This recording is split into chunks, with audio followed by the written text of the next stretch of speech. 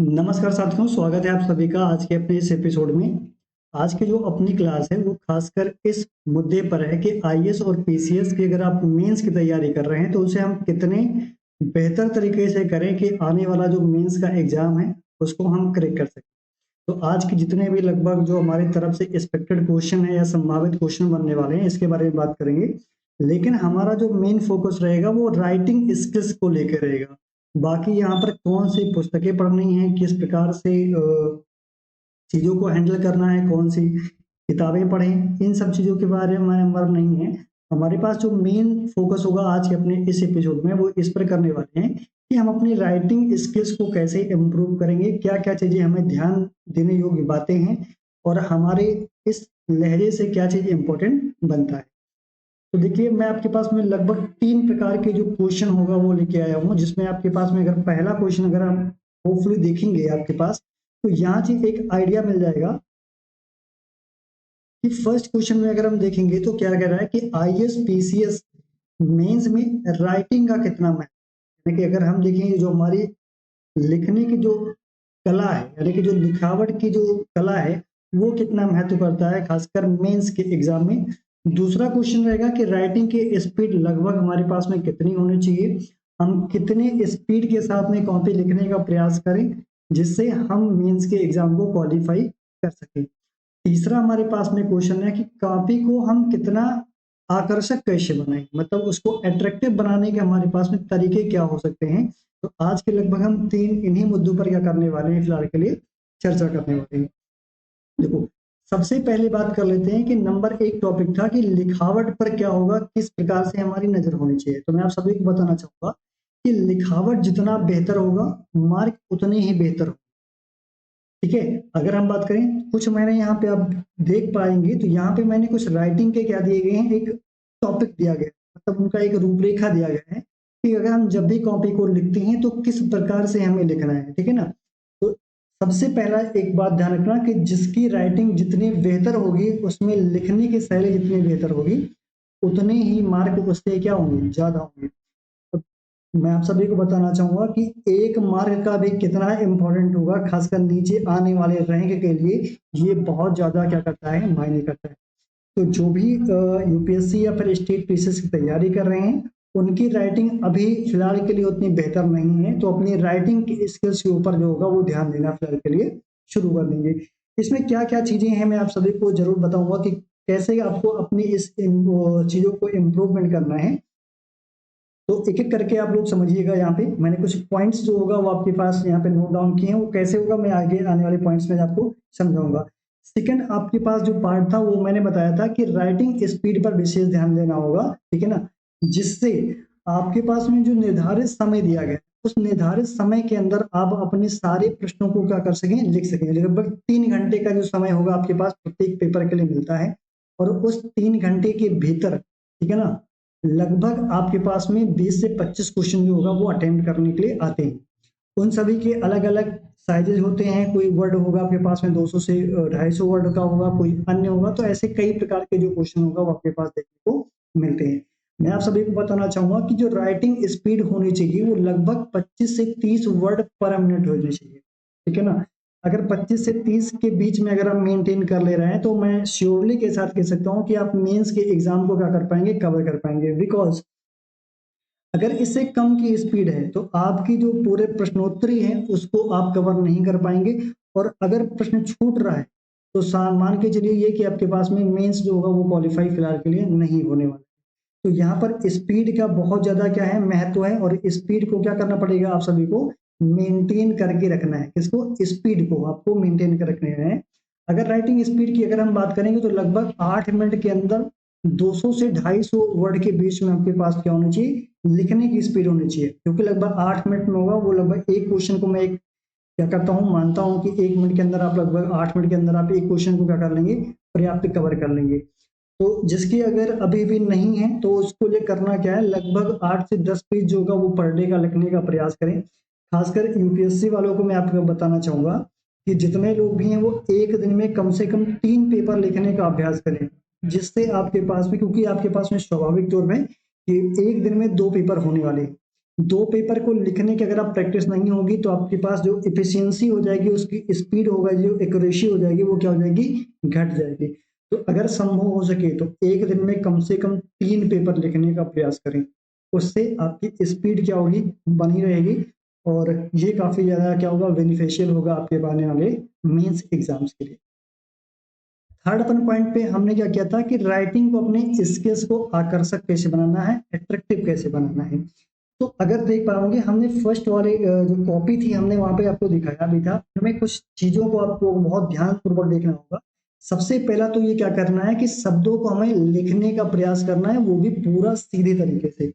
अगर आपके पास अभी जो शब्द हैं वो फिलहाल सीधे नहीं बन रहे हैं, तो उसके लिए मैं एक आइडिया बता देता हूँ कि जैसा अगर आप लोग देख पाएंगे, एक लाइनिंग वाली भी क्या आती है, कॉपी आती है, क्या आती है, लाइनिंग वाली भी क्या आती है, एक कॉपी आती है।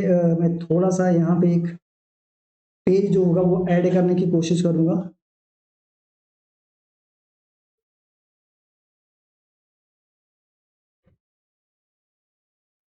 ठीक है, अगर इसमें अगर आप देख पाएंगे, देखो अगर आप हिंदी में लिख रहे हैं तो सीधा लिखने का प्रयास अगर देखेंगे तो कैसे करना होगा। देखो जो एक ऊपर की लाइन होती है, अगर रफ कर रहे हैं तो रफ में प्रयास करने का देखो एक तरीका ये है, इस प्रकार की लाइन है। जनरली आप क्या करते हैं, जो ऊपर की लाइन में लिखते हैं, मतलब अगर मुझे लिखना है कि भारत, तो आप इस प्रकार से लिखते हैं, ठीक है ना। अगर ये सीधे नहीं बन पा रहा है, अगर आपको लगता है कि भारत देश जो है, ठीक है ना, क्या है, महान है, क्या है, महान है। अगर इस प्रकार से अगर आप लिखने का प्रयास कर रहे हैं तो देखेंगे इसमें कहीं ना कहीं क्या है, एरर है। इसी प्रकार से अगर देखेंगे, थोड़ा सा अगर मैं इधर से लिखना चाहूंगा, अभी देखिएगा कितना सीधे तरीके से अगर लिखेंगे, आपको लिखना कहाँ से है, लिखने का अभ्यास मैं करने को बता देता हूँ। देखो लिखना है आपको यहाँ से, ठीक है ना, भारत देश, ठीक है ना, महान देश है, क्या है, महान देश है। इससे होता क्या है, जो नीचे का डिस्टेंस होता है, नीचे की तरफ आप भागते नहीं हैं, और आपकी लिखने की जो हैबिट्स होती है वो डायरेक्टली क्या होती है, सीधे के सीधे क्या होती है, चली जाती है। अब मुझे आप देखिएगा, अगर मैं अभी लिखने का प्रयास करूंगा तो लगभग सीधे कितना लिखने का जो होगा वो मेरा रहेगा, क्योंकि मैंने इसी प्रकार से क्या किया है, प्रैक्टिस किया है अपने मीन्स के एग्जाम्स को लिखने के लिए। ये देखिए, भारत देश, ठीक है, भारत देश क्या है, महान देश है। हमने कहा ना कि अगर मैं बिना लाइन के लिख रहा हूं तब भी अगर देखेंगे तो लगभग सारे शब्द क्या होंगे, एक सीधे लाइन में देख रहे हैं। बाकी शब्दों के बीच के अगर हम गैप पे देखेंगे, क्या देखेंगे, शब्दों के बीच में जो दूरी होनी चाहिए वो क्या होना चाहिए, एकदम समानांतर होना चाहिए। मतलब जब भी हम शब्द को लिखें तो लगभग उसमें जो डिस्टेंस होना चाहिए वो लगभग क्या होना चाहिए, आपके पास में समान होना चाहिए। जैसे इस कॉपी में देखिए, इनके बीच में का जो गैप है वो लगभग क्या है, एकदम इक्वल है।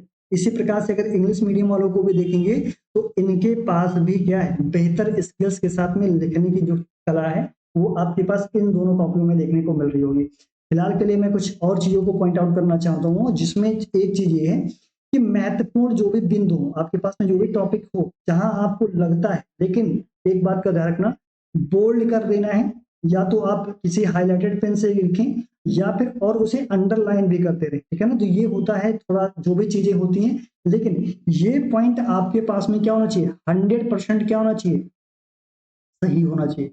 क्योंकि गलत पॉइंट को कभी भी अगर आप क्या करते हो, डिनोट करते हो, तो वो चीजें क्या होती है आपके पास में, सही चीजें नहीं होती हैं। तो आपको करना क्या है कि पूरी एक्यूरेसी जिसको पता हो, मतलब 100% श्योर हो, उसी वर्ड को क्या करना है, आपको बोल्ड करना है या फिर उसे अंडरलाइन करना है।